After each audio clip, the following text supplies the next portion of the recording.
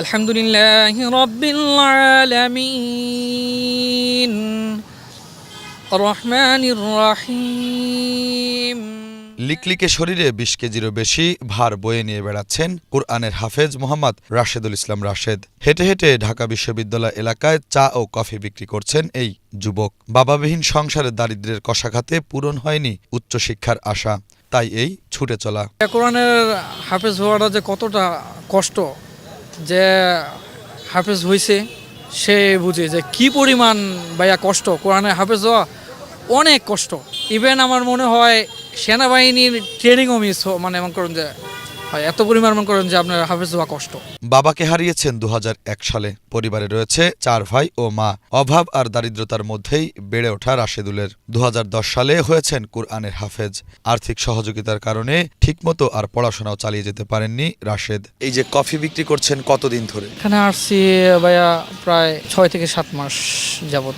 একজন শিক্ষিত মানুষ, কোরআনের হাফেজ মানুষ কফি বিক্রি করছেন, নিজের কাছে ছোট মনে হচ্ছে কিনা? না, আমার কাছে নিজের কাছে কোনো ছোট মনে হয় না, কারণ আমি একটা বিজনেস করে চলতেছি। আর ব্যবসার ক্ষেত্রে সব ব্যবসায়ী ছোট বড়, এর থেকে কোনো মনে করেন যে লজ্জা পাওয়ার কিছু নাই। আমি একটা সৎ কাজ করে আমি হালাল উপার্জন করে আমি চলতেছি। পাঞ্জেগানা মসজিদে নামাজ পড়ানোর পাশাপাশি অন্য মসজিদে মুয়াজ্জিন ছিলেন তিনি। ৮ বছর পড়িয়েছেন খতম তারাবির নামাজও। কিন্তু এসব করে যে টাকা মাইনে পেত তাতে চলতো না পরিবার। কিছুটা ভাইয়া পিছু টান ছিল, তার জন্য আর যখন চিন্তা ভাবনা করে পরে আপনার বের হয়ে গেছি, যে চিন্তা করছি যে না, এখন তো আমার নিজেই কিছু করতে হবে, ওইভাবে মিলাইতে পারতাছি না, তার জন্যই মনে করেন যে আপনার এখানে আসা। তো বাবা নেই? না, আমার বাবা আসলে ২০০১-এ মারা যায়। আমার ভাই আমাকে যথেষ্ট পরিমাণে সাপোর্ট দিছে, আমার ভাই।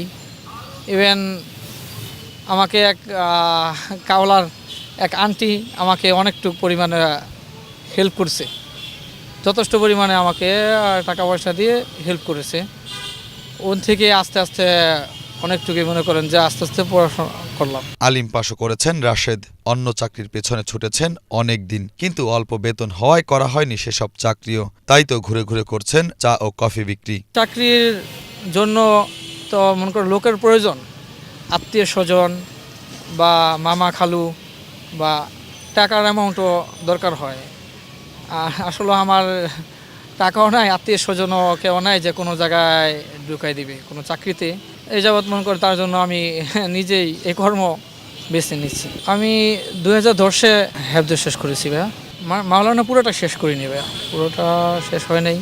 আর এদের দিয়ে ইন্টারমিডিয়েট যাবৎ মনে করেন যে পাশ করেছেন? হ্যাঁ, জি। কোনো কাজই যেন ছোট নয় এসব রাশেদদের কাছে।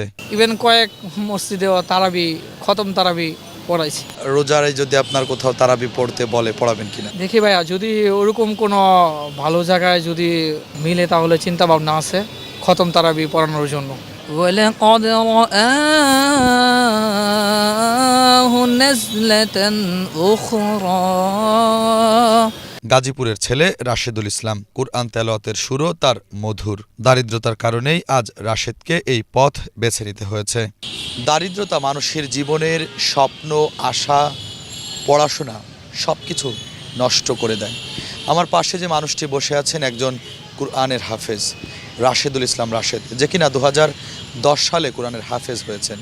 পড়াশোনার পাশাপাশি রাশেদ চাকরির পিছনে ছুটেছেন। ভালো চাকরি না পাওয়ায় অবশেষে বেশ কয়েক মাস ধরে ঢাকা বিশ্ববিদ্যালয়, সেই সাথে আশপাশের এরিয়াতে কফি বিক্রি করছেন। জীবনকে সামনের দিকে নিয়ে যেতে কোনো কাজই ছোট নয় এসব রাশেদের কাছে। সবসময় এসব রাশেদের জন্য শুভকামনা। শুভ খান, বাংলা ভিশন, ঢাকা।